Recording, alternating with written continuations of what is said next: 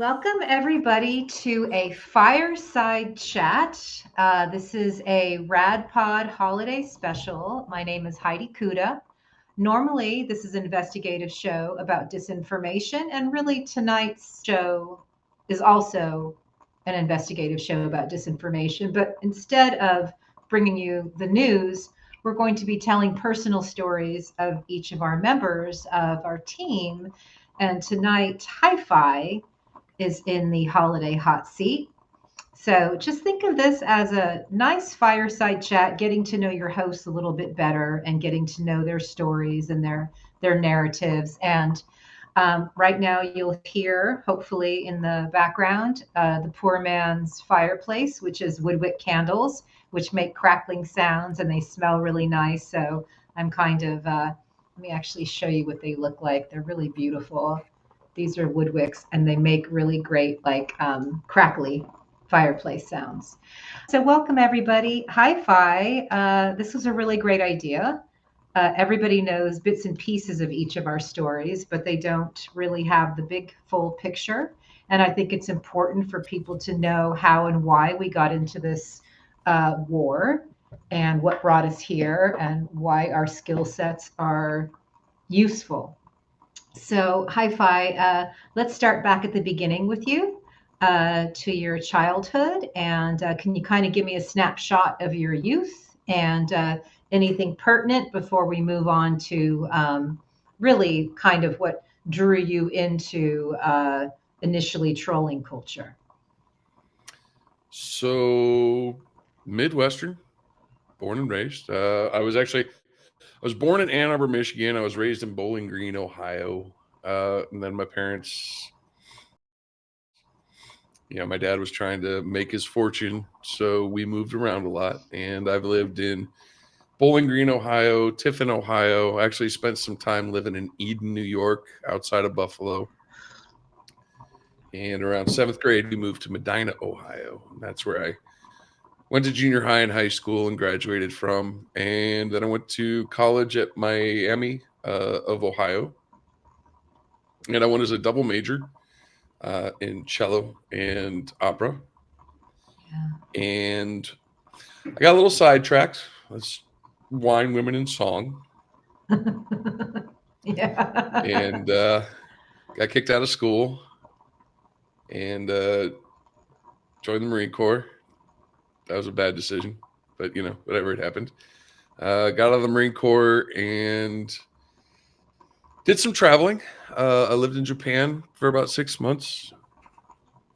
Lived in Mexico for a while. I had a crazy youth. I was practicing street alchemy a lot as a kid, as we say, and I read a lot of books. I was always kind of a geeky kid, so I read a lot of books, and books are very important in this story because they explain a lot of things. And I learned to love other cultures. I learned a lot of things about different people around the world. Um, and I ended up in New Orleans in the mid 90s and started there working in restaurants and eventually became a cab driver. And a cab driver on the streets of New Orleans, there's so many ways to get in trouble. It's awesome. Um, I was doing all sorts of things that no one in their right mind should do. And quite a few of them were certainly on the opposite side of the law. But I did learn a lot from that too. It's street smarts, right? Hmm. You meet street pharmacists, you meet sex workers, you meet all sorts of people, and everybody loves the cab driver because the cab driver just drives them everywhere. So Yeah. I had all sorts of friends down there. While I was down there, I actually I worked for a magazine called Where You At magazine that's still in business down there. I worked as a restaurant reviewer for them. And one day I was sitting in a coffee shop and I ran into a friend of mine and he said, "Hey, um, I'm going to apply for this program where the state of Louisiana will pay you to go to school, pay for your testing, pay for all your computer stuff. And if you qualify, they'll get your MCSE." And I'd always enjoyed computers. I was, 95, 96, I was on the somethingawful.com forums, which were kind of the beginning of troll culture and raid culture. And you can actually hear about that. We talked about that, Jim, our other Yeah. co-host, and in Anonymous Rise, Fall, and Payback, um, on his blog. And I was big into Napster at the time because, hey, free music, right? And I remember one day, I was walking down the street talking with a friend of mine about Napster and music sharing and how the government and corporations are going to crack down on us. And he said, they can't stop us all. And I remember that phrase because, yeah, the internet is great for creating groups, um, but it's also very dangerous because not all of those groups have good intentions.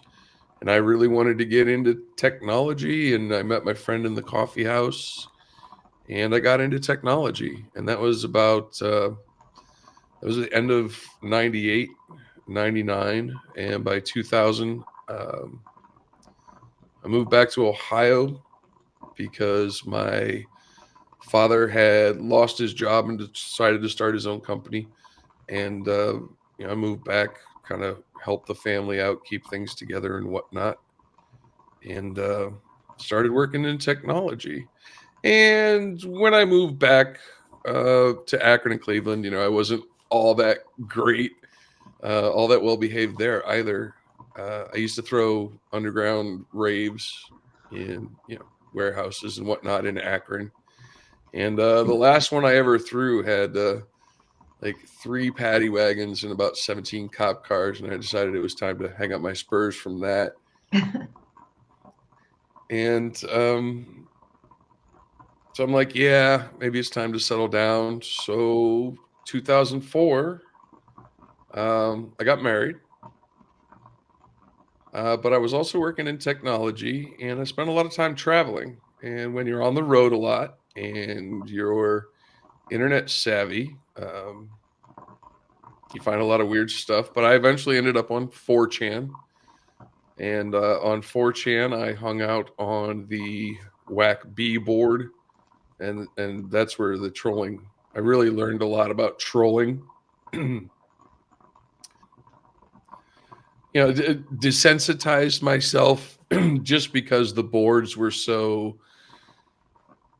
awful, and the people there. It was a competition to see who could be more edgy, to be more horrid, to be more soulless, right? And I learned how to do that. And also, 2004, a week after I got married, broke my spine in a car accident. So that obviously put a lot of strain on the marriage. Man, I'd say about 2008, 2009. I forget exactly when Lolly Chan was on 4chan, but that's when people on 4chan started grooming children for sexual things, and the white supremacists were running rampant on that site. And I left. And I was still working in IT and traveling a lot, and I had a kid. And Google released Google Plus, and Google Plus was fun. And I actually met some old 4chaners there, and we became kind of like a troll crew, and we had fun there. One of, I mean, this troll crew, my boys, we're so tight. We've been together since 2013. We still talk almost daily to this day. And we used to do things like we would infiltrate white supremacist groups, and we would convince them that we were one of them, and we would get administrator status, and then we would just invite hundreds of anti-racists into their groups, and we would go nuts and post obscene memes and all sorts of fun stuff and destroy the groups. And I think one of the we used to have an award show every year called Russellmania, where we would give the objects of our trolling, the individuals who we had trolled the most that year, awards, just for their absolute ridiculous responses to some of the things we did. There was one guy, he was racist, he was misogynist, he was just absolutely awful. And his name was Lou. And he lived in London.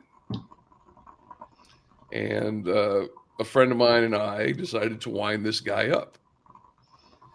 For 3 days, we had him driving around the city of London looking for us, because we would send him pictures from Google Maps that we would just randomly choose.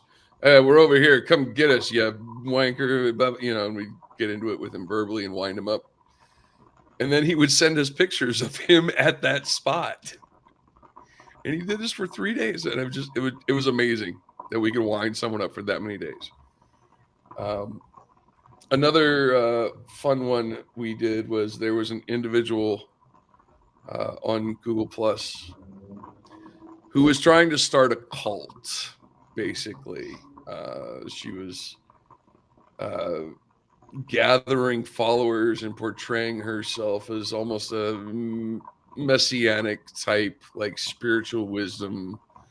Just very annoying. And we decided to mess with this person. So we gathered a few influencers on Google Plus, and those were generally people with 10 to 40,000 accounts following them. And then we had a whole bunch of accounts that follower accounts were in the thousands, and altogether there was probably 13 to 15 people in on the prank. And what we did is we made it appear as if every single one of our accounts had been hacked by a group of hackers that the individual we were targeting had hired. And we had our back channel set up, and we were all talking in our back channel. And we say, okay, at this time, we're all going to release this statement with this image on our accounts. And we did this I think about 12 hours. People were so freaked out by the spectacle, by the story, by the narrative warfare that we were engaged in. Tens of thousands of emails went to Google. They received phone calls, because one of the things we said was, Google's two-factor authentication had been hacked, and that's how they got into all of our accounts. And Google actually investigated us for that. We had some friends who work at Google, and they're like, what did you guys do? Why? And we told them the story. I mean, we were honest about it. We're just like, yeah, we wanted to mess with this person because they were being a jerk face. And that's why we did it. So you can, despite what people say, you can troll for good, I guess you'd call it. Maybe I wouldn't say it's malicious, but it's certainly mischievous. I will say that. Well, so I have multiple questions, so I just want to take a moment. First of all, I find it very interesting that you have a background in classical music and opera, and how that perhaps maybe was a bit of a training ground for your career and experience to date, as to the point where we're at in this interview, how it sort of allowed you or helped you map out kind of how you did your mischief. Because I do find, I'm a huge classical music fan, and I actually know a fair amount about the lives of classical musicians. And these guys were like, there's murderers and just all kinds of like, character defects and, playing in whorehouses and not getting paid. And, you know, one guy's like, gets on his wedding night, runs away because he's actually gay. And there's all kinds of crazy stories. But I do think that there is there's probably some kind of correlation. Well, I think there is an intersection between intelligence, maybe musical ability, or at least that creativity part of the mind. And a lot of that also transfers over into computers. You find a lot of people in technology who have, musical skills. Yeah. I don't know what that skill set is. But Some it's sort, there. some sort of mathematics, some sort of putting together the puzzle, the network. Because I know that the people that I am most allied with in the fight that we have at hand, all of us found each other through the work that we do and the volunteer work we do and the activist work we do. And then we all peeled it back and we're like, wait a minute, you're a bass player, you're a drummer, I was a music writer, still am, so it's very interesting that there is, and maybe that's part of a defiance too. That could very well be sort of a punk rock spirit, because I certainly know that that is something that unites us.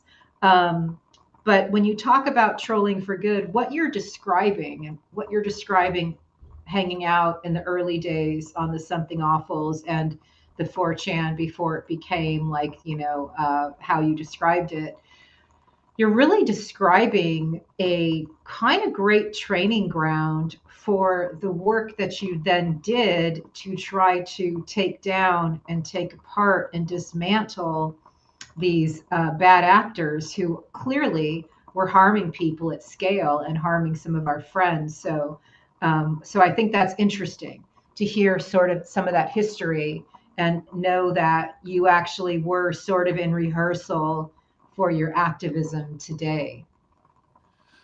Well, I got to be honest. I wasn't really an activist. I was Joe Normal.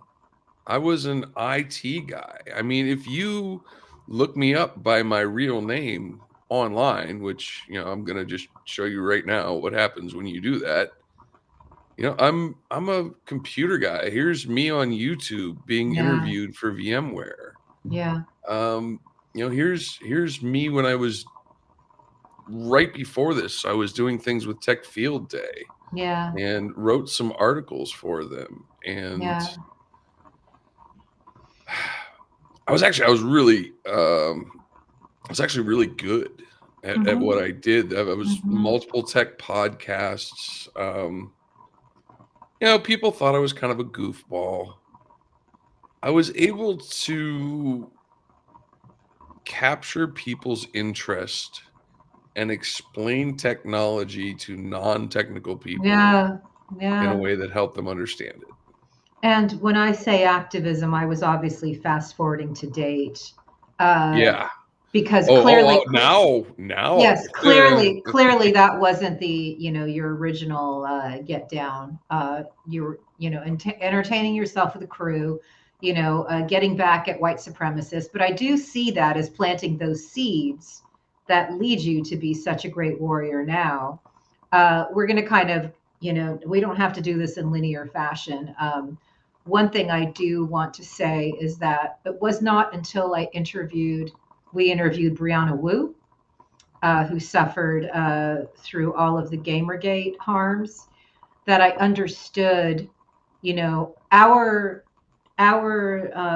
Jim's paid operatives always show screenshots of horrible, torturous things that you said when you were actually trying to get at and get under the skin of some of the kind of evildoers. And I didn't realize that you were actually taking and weaponizing what was used in Gamergate against the people who were committing the harms at that time. So I think that's a very important missing link to the story and the way they tried to make you look like a monster. And which is not to say that you're not a monster at times, because I know that that is your philosophy, is to be that bigger gangster and to hurt people more who are doing these harms. And we can talk about that a little bit more. But what in your brain, I know you talk about some of the kind of cultic things that you did. And, I wouldn't say you started cults, but you definitely put together groups that, that kind of one could, Well, so kind so, of tell people a little bit about that, because again, it's your network ability and your ability to really so in my brainily put things together. yeah. So the first I guess you could call it a cult. I don't know what you Well, call it. let's just start with a All right. group, Well, because let's put it this way. I decided to start a religion to see if I could. Mm-hmm. And oddly enough, I was successful. Mm-hmm. And context is important here. I was in my early mid-20s. I had done a lot of neural alchemy with hallucinogens. I had also read books by Robert Anton Wilson, specifically the Illuminatus trilogy, which is basically an instruction manual on how to start a conspiracy, a cult, a religion, how to mess with people's heads. And if you read about the Discordians and any of that, I mean, let's keep in mind the Discordians and Robert Anton Wilson literally mind fucked Welch into he was a member of the John Birch Society, into believing the Illuminati was a real thing. Mm-hmm. They sent him weird letters and they set up bizarre things around him in his life. They altered his reality such that he thought the narrative warfare was real. Mm-hmm. So that's scary. Mm-hmm. Anyway, for sure.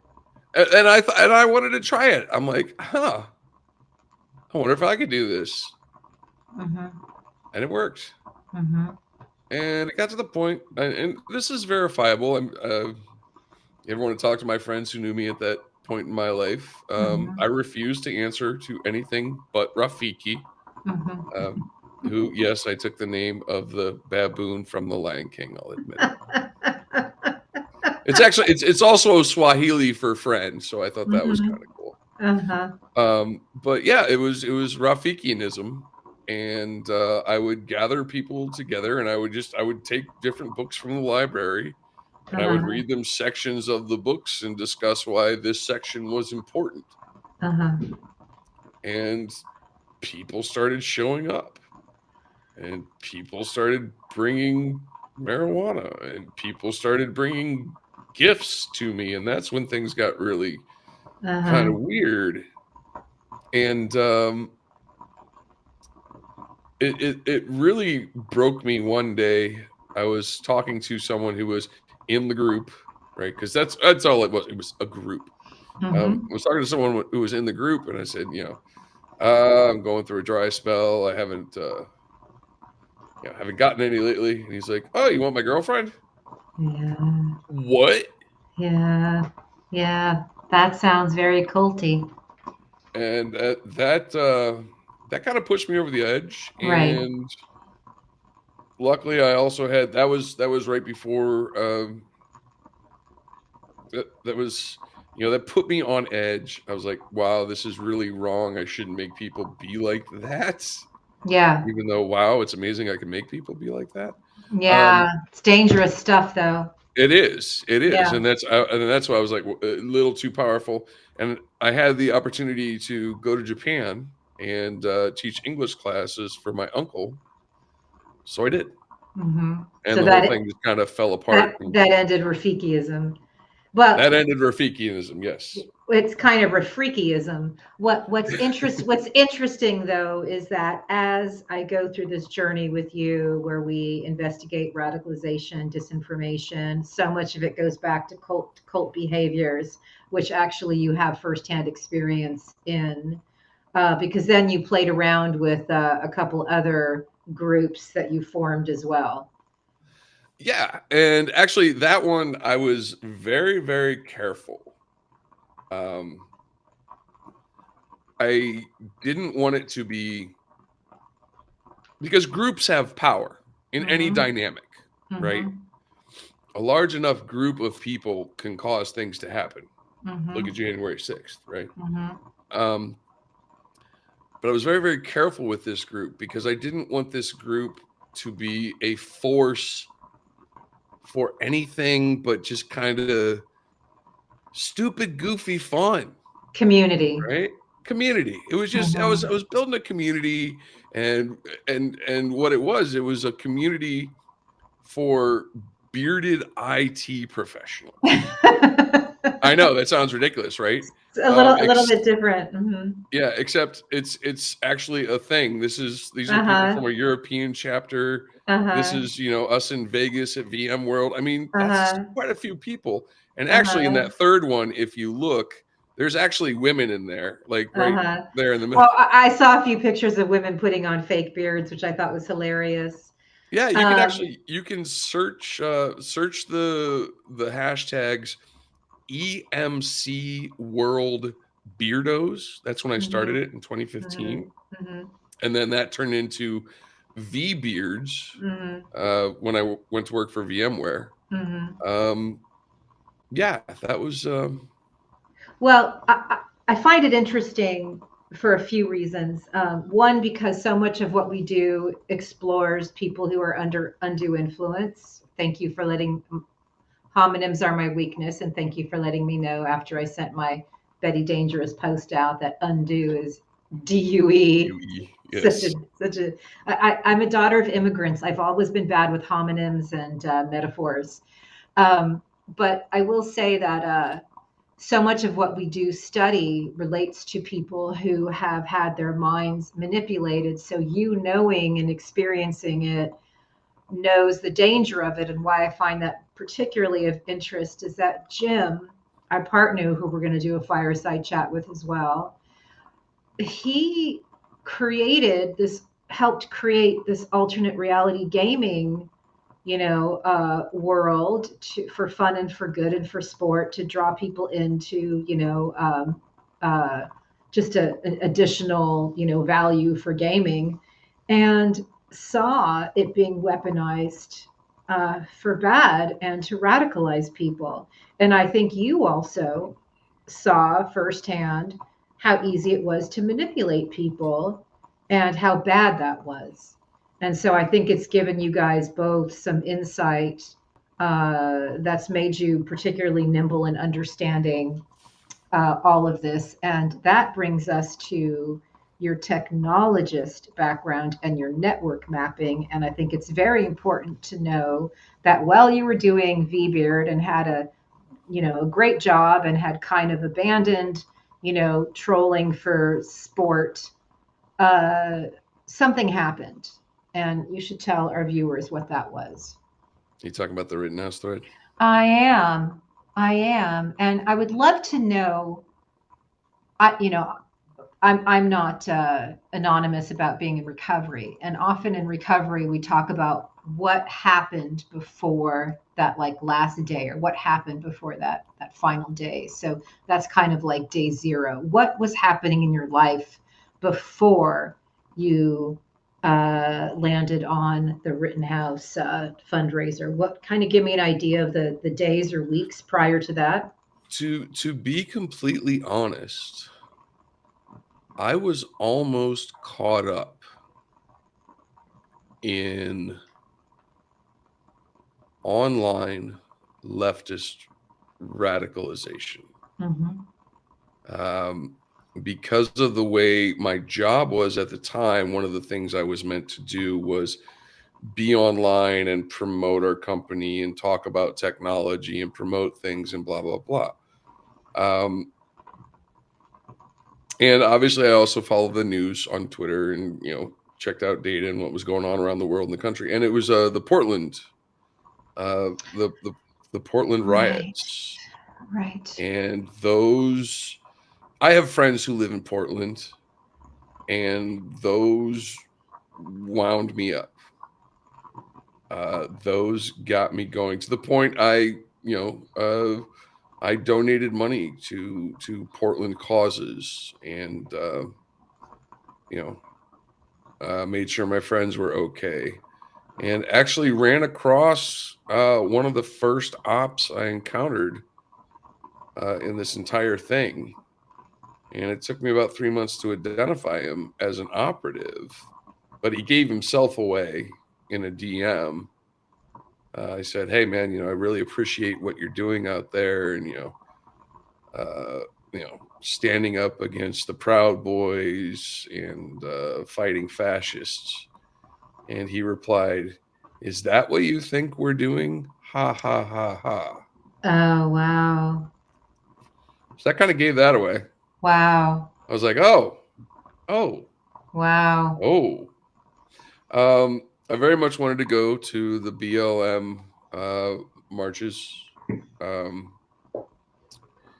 in DC, and this was during COVID was raging, and shout out to my dad for telling me, "You're an idiot. That nothing good's going to come of that." And one thing you should know about my folks, I live with my adopted dad, my biological mom. I grew up with. Anyway, but my adopted dad was a hellraiser back in his day. He protested the Vietnam War. He ran an underground socialist newspaper. He'd been through the street fights and knew that no good could come of it. Mm. So he convinced me to stay home.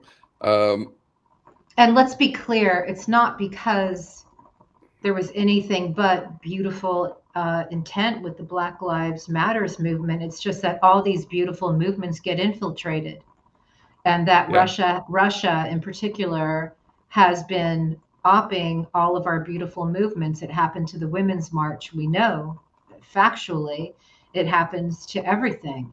And so that's why I would say it's not going there because of the genuine people caught up in a genuine beautiful movement against the struggle against racism abuse. The struggle against racism is very, very real in the United States. Infiltration. I just wanted to make sure we clarified that. Well, what I would like to say is, if you think that something might be an active measure, if you think that something might be an operation, sometimes it's best to take a step back and watch how things play out. Because what I've noticed is there are people who were associated with BLM who grifted. But I could say the same thing about MAGA. Any movement. Well, there's scammers everywhere. I did that whole report.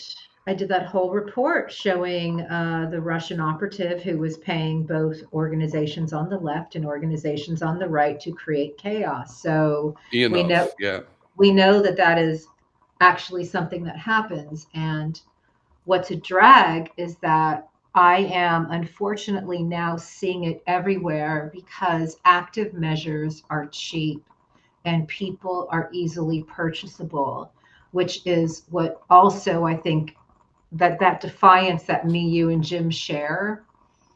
We have some sort of like armor against a lot of that, and maybe it's life experience. Maybe it's it's also you teaching me everything's an op. Now I don't believe everything's an op, but I certainly take fools rush in, and I just saunter. I just kind of take a slow long look at it. So when I say everything's an op, I don't mean that everything is some sort of foreign funded or politically motivated operation against you. Yeah. What I mean is that everything in your life, from your kids to your parents to the city you live in to your neighborhood to your neighbors, everything tries to influence you a little bit, right? Mhm. Um, I live in a house and I like to smoke on my back porch, but my neighbor likes to have their back window open and the smoke Mhm. goes in their window. Mhm. Um, well, if I can hear my neighbor in there coughing hard every time I'm smoking, guess what? That's, Mhm. he's not really choking to death, but he's Mhm. trying to He's making a subtly point. let you know. Mhm. Yeah. Yeah, It's you it's a it's better find a new bench. yeah, it's an influence thing. And all right, Mhm. that's cool. I get it, right? Uh-huh. So that's Uh-huh. what I mean when I say like, you um I got yelled at for eating my children's their fruit snacks. Mhm. Now, obviously I bought the fruit snacks, but there. So they're trying to influence me to not eat them. Okay, I see your little op kids. All right, fine. I won't eat Uh, the fruit snacks. that sounds more like passive aggressive, I think, than ops, but I get your point. I just, Yeah. we, uh, our friend Jack Bryan, who is producing American PSYOP about Wes Clark Jr.'s the operations run against him. He really made a great point the other day when he was just like, we're used to being marketed to, we're used to being manipulated by advertising. We're aware of that. Why are we so reluctant to believe that there are active measures and psychological operations occurring in America? I don't know, other than the fact that we didn't have experience with this on the mass scale that we have right now. When Jim talks about Twitter being the largest, psychological operation in history, he's talking about the scale of it, the scale of Facebook. We, again, in World War I, we dropped pamphlets to try to manipulate, minds. This is different. It's in your homes, it's on your phones, it's in your bedrooms with your children. It's changing things. And that interview that we just did with Paul Nyland is so brilliant when you look at what, when you kind of go back to Russia and look at what's been played on the people there, and maybe what we could expect in the future. But all of this is to say that your unique background and life experiences have led you to actually just being just an unbelievable mind and warrior in this world, in this battle that we have. And at anytime, I know anytime I'm doing this work, I put in a call to you, because that network technologist map of yours is just incredibly adept at seeing the operations and seeing the connections, which takes us back to that Rittenhouse thread. So prior to that, you could feel, and a lot of our friends have confessed, so many of our friends confessed they were getting caught up in that far left pull.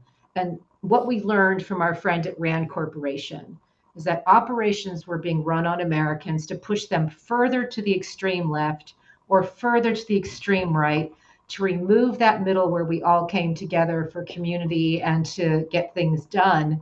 And we are still living in that fractured state right now. So a lot of our friends confess to uh, being pulled over way to the extreme left. And so you were being pulled that way. And then what happened? Obviously, your Um, dad intervened. That was one part of it. well, yeah, he kept me from going to DC. The other thing was, on Twitter, I have friends on both sides of the political aisle, right? I have friends Mhm. who are country, um, country conservative Christian, God and guns, Mhm. whatever, and that's cool. I grew up in small town Ohio. I understand that. Mhm. Um, obviously, I don't put up with racism from them, and they Mhm. don't bring racism. And I think most of them are anti-racist, not Mhm. just not racist, but virulently anti-racist, Mm-hmm. right? And I also have a lot of friends who are urban and very hip, and I have a friend of mine who is a Sikh who lives up in Toronto. Uh, I have a nephew who's Muslim. I have cousins who are Jewish. I have a huge, wide swath of Mm-hmm. different types of people in my life, and I love them all. Mm-hmm. So I was watching what other people were seeing. Mm-hmm. Like, oh, hey, check out this post from Andy No, which I didn't Mm-hmm. know what Andy No was at that point in time right Mm-hmm. away. Mm-hmm. Ian Miles Chong, still gray. Well, he said this. Look at this. Look at this clip, right? And what I realized is the two realities Mm-hmm. that people are seeing on the right and the left. And I actually remember this moment. Yeah.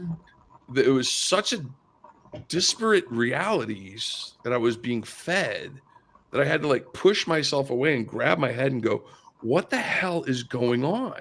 Wow. Because this reality is fracturing here. This is, Mm-hmm. I'm seeing one thing from these people and one thing from these people, but it's the same event, Mm-hmm. but it's completely different context.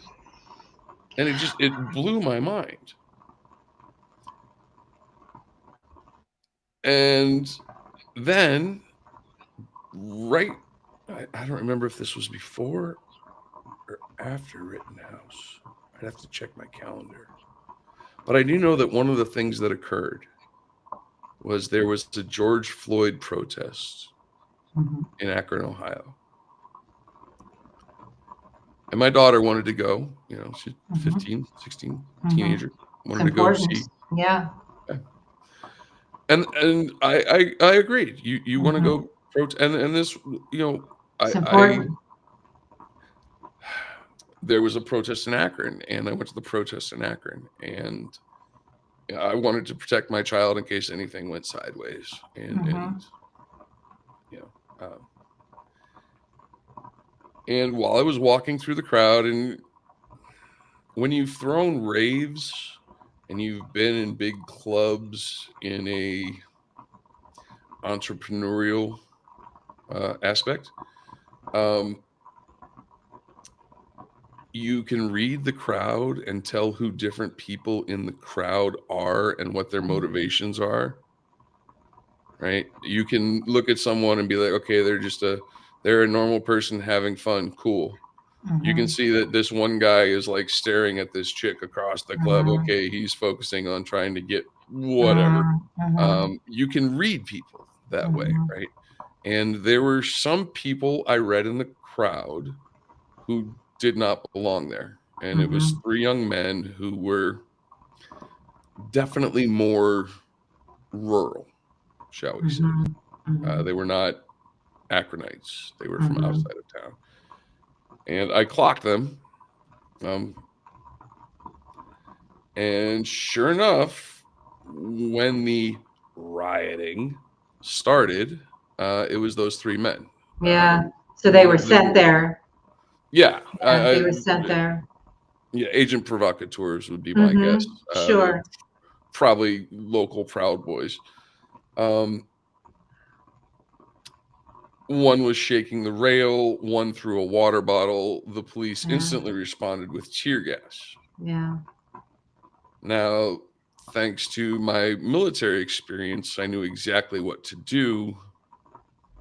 The street cleared, like everybody just booked, except for me because I'm hit with all this tear gas. And someone had brought a case of water, and I saw it on the street. I went over, I grabbed a couple bottles of the water, and I hosed my face down. When you get tear gas, you don't touch your face, you don't rub anything, you just flush with water immediately. Mm-hmm. That's like Mm-hmm. the best thing for it. And I got up, the street was empty, and there's a line of police in their riot gear. Mm-hmm. And I proceeded to spend the next 10, 15 minutes reading the riot act Mm-hmm. to the Akron PD. Mm-hmm. asking what the fuck was wrong with them. Why did they just do that? Those were stupid kids. Now they're going to be stupid, angry, violent kids. You caused the damage. You should be at home with your families, watching Netflix and eating dinner, you fucking morons. And I am sure that there are some police in this town who remember me because I was wearing a kilt. I had a big face mask on, which I had down, so I had my beard, right? And I was wearing a frog. I had a t-shirt that had a picture of Frog and Toad on it that underneath said, "Fuck the police." Oh, shit. I know they know who I am. I know they're. And here's what happened after that. No more riots. And they never again used tear gas. And all the marches that occurred in Akron, they staged in riot gear, but they staged blocks away. They let the people protest in peace because that's our right. So did I do that? I don't know. But I guarantee there's fucking police in this town who know me from that. You might have been wearing a kilt, but the reason you didn't get kilt is because you are a white man, and that is very much so. Absolutely clear. You know. I know I have privilege, and the only thing I can do about that is use it for good. That's all I can do. It's insane, and also, of course, we have friends of this show who are police officers. This is not something that we paint with a broad brush. We realize that they are fighting the same type of corruption that we are, and unfortunately, we hear from our friends in law enforcement their frustrations at how members of their own, ranks have been radicalized. So let's just get right to it now. So there you are. It's a hot summer. It's a heated time. Your daughter's experiencing, what it's like to fight for social justice. You're seeing ops, and then what happens? And then Kyle Rittenhouse shoots 3 people and kills 2 of them. And I actually reached out to the CFO of Give, Send, Go. I mean, they had the fundraising that went up on GoFundMe, and that got taken down. And they had this fundraising that went up on Give, Send, Go. My opinions about Kyle Rittenhouse are personal, and they don't even matter anymore. And Rittenhouse doesn't matter to me. I mean, he's an op, obviously, but he doesn't matter anymore because what happens far outweighs whatever bullshit that was. And what happened was I reached out to the CFO, Jacob Wells, and I asked him politely. I said, "Hey, this violates your terms of service. The comments are violent and callous. You claim to be a Christian fundraising site, and you are letting a person fundraise off of violence." And he went dark on me for 24 hours. And when he came back, he fed me this line about, "We're not going to take it down because freedom." Okay. So I started tweeting about this. And this was the Rittenhouse thread that I pulled on. And obviously you can't see it anymore because I've been banned from Twitter so many times, but I was smart enough to actually save it. And this started on August 28th of 2020. And I started going through and tweeting about these things.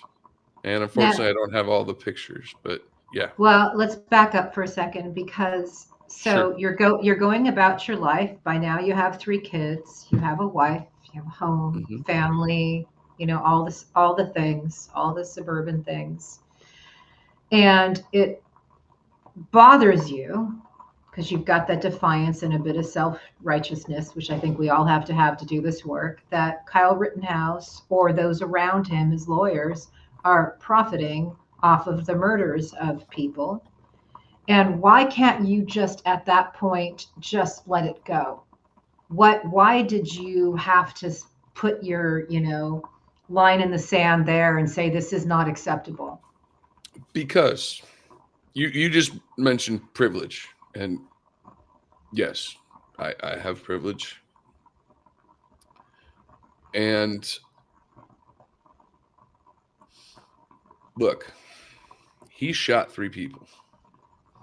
I don't care if you're black or you're white or Hispanic or Asian. If you shoot 3 people and kill 2 of them in this country, you go through the system.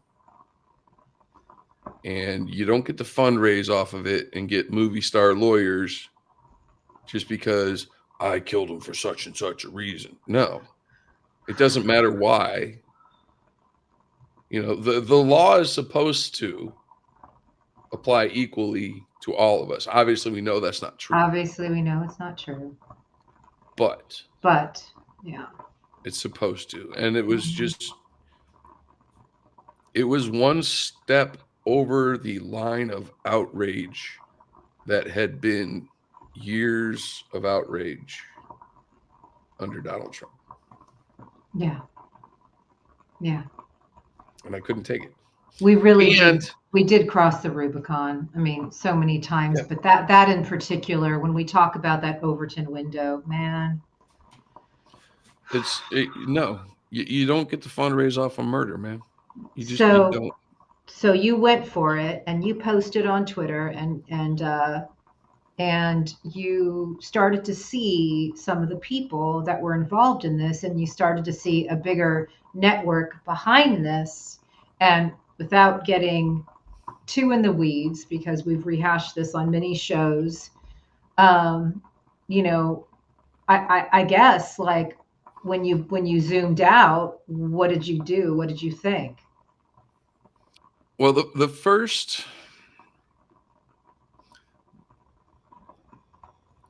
thing that happened while I was tweeting this thread was the announcement that John M. Pierce and Ellen Wood would be representing Kyle Rittenhouse, and they were responsible for the fundraiser, and all funds raised would go to them.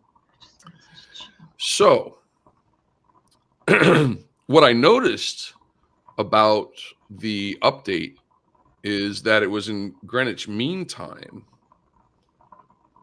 and it occurred, it was time stamped 9:35 p.m. I was I'm in the Eastern time zone. It was 4:30 my time. I'm like, why is somebody from the UK posting a fundraiser for this kid over here? Mm-hmm. What? Mm-hmm. So that was already weird. Plus, I was kind of wondering what the hell was going on with Brexit and everything. Mm-hmm. And I had seen The Great Hack with Professor David Carroll, so I knew there was some funky stuff going on. I didn't quite get all of it yet. Mm-hmm. But I knew there was something weird with the UK going on. Mm-hmm. And,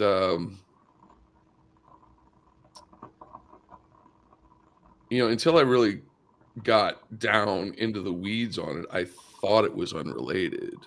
Mm-hmm. But okay, so we get John M. Pierce. And I go looking into John M. Pierce, and I start digging up all sorts of information about John M. Pierce. Mm-hmm. And I come across an attorney named Don Lewis. Mm-hmm. And I'm looking up articles on John M. Pierce and Pierce Bainbridge and blah, blah. And I find Don Lewis. Mm-hmm. And this, Don at this point in time maybe had, I don't know, 700, 900 followers. Mm-hmm. He was just a guy. Yeah. And Don had some choice information concerning John M. Pierce's bookkeeping and possible fraud. Mm-hmm. And the one piece of information he had, it was one line on a document he had. It said John M. Pierce received $1.8 million from a Russian banker. Mhm. What? So I started looking through John M. Pierce's case filings and, work that he's done and articles that his name appears in Pierce Bainbridge. And it turns out this banker was this guy named Sergey Grishin. Mhm. And John M. Pierce was representing Sergey Grishin against a woman named Jennifer Sulkus. Still is. Actually, John M. Pierce is no longer representing Sergey, but Sulkus and Jennifer Sulkus and Sergey Grishin still have a lawsuit pending. Mhm. And I read the details of that case, Mhm. and they were absolutely crazy. Mhm. Apparently, Sergey Grishin set up a website called loveandtreason12.com, and he was accusing his wife of cheating on him and threatened people with a gun, and he pistol whipped his wife. And this is all according to court documents. And this is all according to court documents. I'm not making any of this up. This is all verifiable. Mhm. And I found all this information about him, and I found this woman, Jennifer Sulkus, online, and I'm like, who is this motherfucker? What is going on here? And she's just like, look, he's a bad dude. Stay the hell away from him. Mhm. We have a recording of him, and this was an actual piece of evidence that was entered against him. They have a recording of him trying to hire hitmen.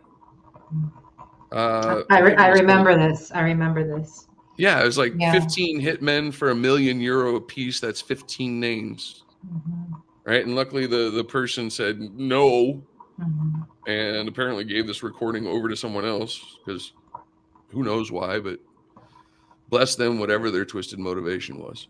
Mhm. And yeah, so there's this Sergey Grishin guy involved. I'm like, okay, this is just bizarre. Why is one of Rittenhouse's lawyers attached to this Russian banker? So I start looking into this Russian banker more, and I find there's an Israeli financier named Dovey Francis, and they have this weird business set up through a Silicon Valley venture capital firm with a guy named Joseph T. Lonsdale. Mhm. And it was just all very, very weird. And there's a media company, and I found companies for them in Cyprus. But Mhm. not like Dovey Francis didn't have a company in Cyprus. His wife had a company in Cyprus that's also in California. And Sergey Grishin had a company in Cyprus along with his companies in California. It's all very, very strange. So I'm like, okay, that's weird enough for John M. Pierce. I'm just going to stop there. Mhm. That's bizarre. Mhm. And then I looked at the other attorney, L. Lynn Wood. And when I started looking into L. Lynn Wood and researching him and researching what cases he had been involved with, obviously everyone probably knows him from the Nicholas Sandeman case. He was also in the John Benet Ramsey case, which is very strange for reasons I'll go into later. But he had actually appeared in court against the PayPal Mafia, both Joseph Lonsdale, and when I read the statements that Elise Clordy had made about what Joseph Lonsdale did to her, it was heartbreaking. Mhm. Like, even if 1/10 of the things she said were true,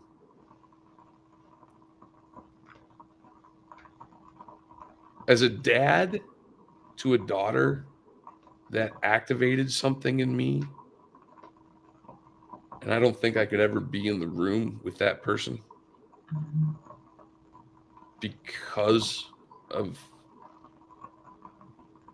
But anyway, she won her dispute at Stanford, and Joseph Lonsdale was banned from Stanford University for 10 years. Mhm. And then she took him to court in a civil court case. And this is where things get weird, because one of the things that Joseph Lonsdale did is he set up a website and posted emails from her and like assassinated her character on the internet.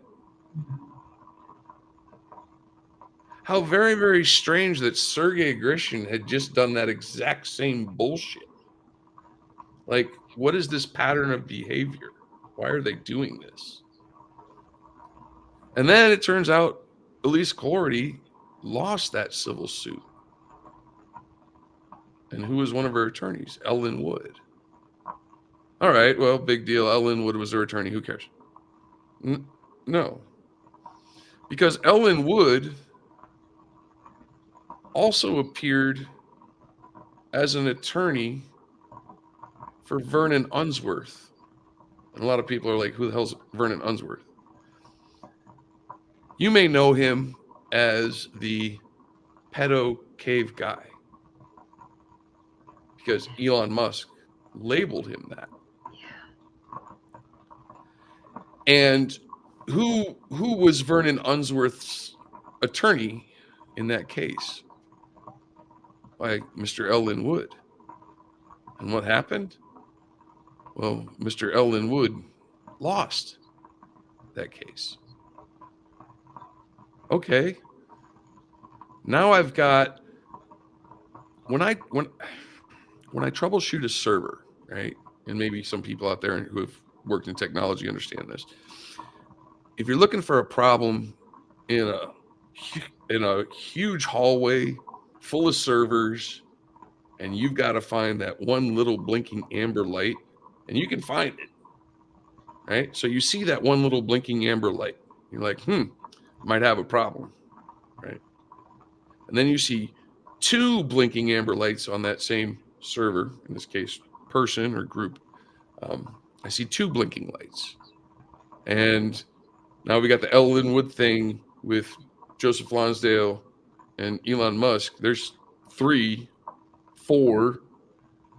Eventually my troubleshooting ability, I don't know what you call it, spidey sense?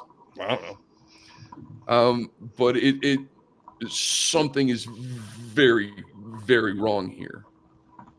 So I started looking more. I at this point in time, in August of 2020, I knew nothing about QAnon. I thought it was some LARP. I thought it was just whatever. The channers are getting up to some bullshit and they're trying to start some whatever. I didn't care. So I started looking into QAnon. And that's when I met Jim. Jim makes sense to me. I understand Jim because the network of people that he had mapped out with regards to who QAnon was and who these people were pushing it. The network that he had mapped plugs directly into the network that I had mapped, like across the board. Now, I'm pretty cynical about a lot of things. I'm pretty like, do I have enough data? Do I have enough evidence to say that this thing is the problem, right? When I'm troubleshooting IT, I always make sure, like, here's my documentation, here's where the things went wrong, here's everything in the logs, here you go. Like, I'm very detail oriented when it comes to fixing things in IT. And this was just a different network for me to troubleshoot. I had a lot of data, and Jim had a lot of data, and Jim's data matched my data. And then that's when things started getting really, really weird. Because while I was tweeting this thread about the Give Send Go fundraiser and Sergey Grishin and Joseph Lonsdale and Elon Musk and all these weird connections, Give Send Go got hit with a distributed denial of service attack. And it's called a DDoS, right? And a DDoS is basically where you just send so much information at a website that it can't keep up and it crashes the server and the website goes down, right? And this happened. And the next day, I got called in by my boss and the CEO of the company, and a number of emails had been sent to my employer claiming that I was a hacker, that I had hacked Give Send Go, and that my company should be investigated by journalist Tim Pool. Well, I know who Tim Pool is. The guy's a joke, whatever. Except my employer took this very seriously, and I got put on a very short leash. But I didn't stop, unfortunately. Right. Right. So you didn't stop. I didn't. And basically, I realized that what was occurring was a troll operation being run against me. I've run troll ops. I understand how they work. Go after people's employers, friends, family. This is basic trolling 101. And they were doing it against me. That pisses me off. Right. I was there at the beginning. Don't try to play with me. So I went harder because I was trying to figure out why and what and who. And this is actually what I found. All right. So what are we looking at? So this is the network that I actually mapped out. And, a lot of people say, oh, this looks like a conspiracy board. All of this is open source information. All of this is known. Everything written down here can be verified because I learned it through public sources. Open source intelligence, investigative open source research. Intelligence. There you go. And So what we just saw, though, is so enormous, and there are entire industries built up to make all of these people look innocuous and like, choir boys, and there's all kinds of tech publications that make them look so great because so much of what they do might be philanthropic. But what are we really up against with that? It looks so daunting. Well, and I verified this with Jim a couple times as near and Jack Ryan actually answered this question with like, what we're looking at is there is a network of American oligarchs, specifically people from the PayPal mafia, or as I now like to call them, the PayPal Bratva, who are working with Russian money and Russian assets and spreading Russian propaganda. I know. And well, here's the thing: they're not just spreading Russian propaganda; they're enacting active measures against Americans causing this polarization. Mhm. They're also collecting data upon Americans. You know, we've talked about Koch's I-360. We know about Peter Thiel's Palantir. We know that, oh my goodness, Elon Musk bought Twitter, and suddenly the Twitter data of 400 million people is now for sale on the dark web. We have a network of, and I know this is going to sound dramatic, but I'm going with it, supervillain billionaires Mhm. who are utilizing technology. They are aided by a very, very large number of hackers and cybersecurity individuals and private intel companies to run these operations. They're attempting to sway public opinion, right? I mean, think about what those paid trolls who attack us do. They sway public opinion about us, Mhm. right? It's an influence op. And it's being run by these people. I don't even care about our paid trolls anymore because they don't matter to me. What matters to me is the people who pay them. Yeah, the And as top far as I can 15. tell, the people who pay them are on that chart.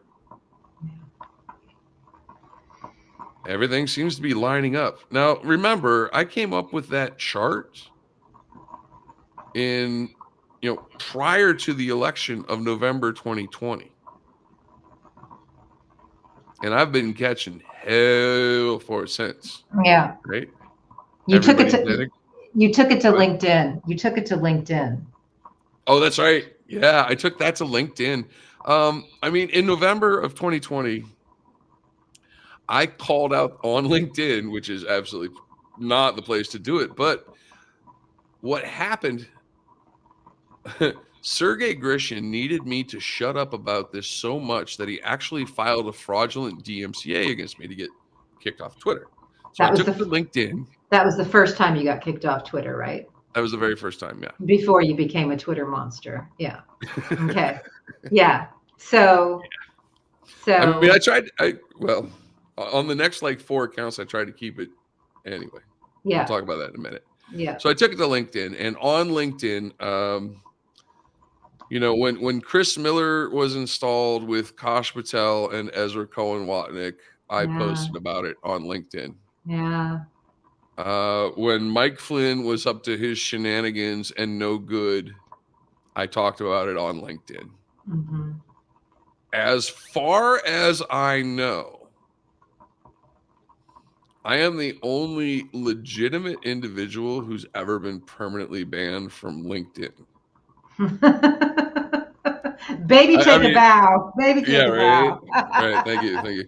No, but the reason I would also like to point out is that who started /funded/founded. That would be Reid Hoffman, ReidHoffman, and Reid Hoffman is also a member of the PayPal Bratva. So, gee, funny how that works. It's not funny. It's daunting, is what it is. It's daunting. Again, we are going up Have I against stopped? a network. No, you haven't. But there's just so much, a lot of pain and a lot of trauma involved in this type of work, and not enough people doing it. We Um, are we are at war. There's gonna be pain. There's gonna be trauma in war. I mean, yeah, we have and what I did. One of the things I did while I was going kind of a little OSINT happy, a little bit more and a little bit more. You're gonna hear the word cosmism, yeah. and I stumbled upon that late 2020, early 2021. I forget exactly when.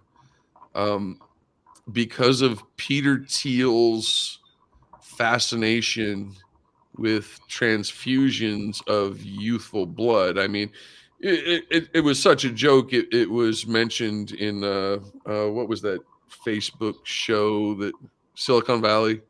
Mhm, Yeah, it was a joke in that show, right? mhm. And I was like, when I'm troubleshooting something and I'm looking at the flashing light or I'm looking for the error message in the log, I look for things that are out of place. That's out of place. Mhm. If people are joking that you're a vampire, what? So I started looking into Peter Thiel, and I know so much about the history of Peter Thiel. I think I could argue with the guy who wrote the book about him. Anyway, Mhm. Yeah, it's um, well, we certainly know that he's been trying to take out our democracy by backing some of the worst candidates this country's ever seen. Um, there's a couple yeah, things that I think are important to note. Uh, there's been a lot of things happening. There was the Vice article, there were the hacks, there was the epic fail, there was that prayer call, there was a lot of that. And some of it we've already gone over. So those who watch the show probably know about some of that. But a quick summary of that. And then let's talk about, I guess, maybe how we met and how we formed this show and bring it on home. so a quick summary of that was basically the individuals who have been named in the press as being behind anonymous, Mm-hmm. and I still have DMs and screenshots and chat logs and all of that. Were running psyops against me, and I'm not exactly sure what their aim was. Probably to distract me Mm-hmm. or get me to mess up. But basically, I just played dumb and trolled them all. And um, I did uh, I did financially help support someone who was going through some troubling times from Mm-hmm. anonymous. Part of me now wonders if that was just a scam too, to get me to Mm-hmm. exhaust my War chest. pockets. Mm-hmm. Yeah, blow the war chest. But yeah, that's Mm-hmm. not going to happen. Um, we'll see. But yeah, so those there were a number of individuals, and we've also, we've tracked them. We've tracked their history across the internet and found, yes, they've worked for Peter Thiel, and Mm-hmm. yeah, no big surprise there. So it must have really been oddly reassuring when you listen to all the episodes of Jack Bryan's American Psyop about Wes Clark Jr., because we know that ops are run against people. We don't always know the details. Sometimes it could be multiple. Maybe it's imagined. I know in an information war, there's no rear areas. So if things are weird, they're probably weird. People do things for small amounts of money just because. But it must be in a weird way oddly reassuring to know that, what you're seeing with your eyes and your ears probably is some sort of active measures. Well, what's really interesting to me is that one of the there are a number of instances in Wes's podcast that, like, again, how I said Jim and my network Yeah, maps plug together, Wes's and my network maps yeah, plug together. yeah. And one of those places was actually an individual who was in Jim's group with us, and they actually animated a video for one of my poems. Hmm. And I'm looking forward to the next episode because supposedly it's with this person. And I find it Hmm. just very, very odd that they're in Wes's operations story Yeah, and yeah, they're in my story. yeah. And that's where it all is just so weird and murky as Yeah. we try to sort through it. So at some point, I see this weird avatar saying really smart things on Twitter. Somehow I put it together that it's you. Somehow we connect. Somehow I realize that you know Jim and Sean.